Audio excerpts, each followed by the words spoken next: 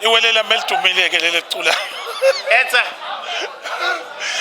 Mr. Zungu. Alright. Ncebo, Mgcotshwa. Siyabonga. Yeah. Ayi kuningi okubekile lapha phambili.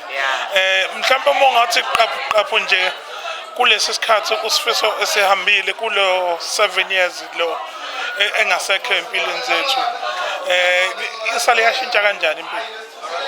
Mfowethu uyazi ukuthi ngathi kuningi engikubekile and ama facts namanje I think it still feels like yesterday. Manje nibani ithi 7 years kuyathusa ngoba it's still fresh because of the imisebenzi ayenza it keep on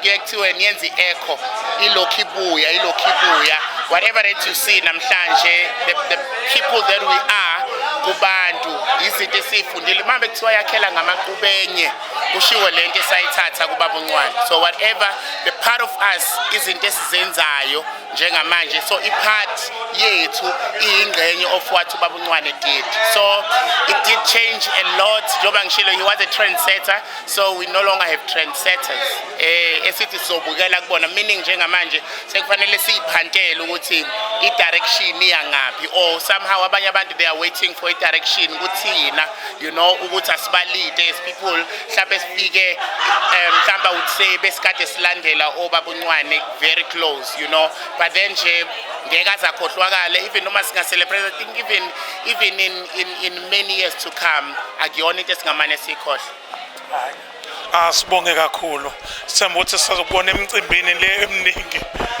ekhona enzakalayo ngoba akusathusi manje ukubona umculo wegospel eyovakasha emicimbini ngamaskande operforma khona ngoba nabo phela kufanele badumise as much as kuabalandeli bamaskande negospel bayelalela futhi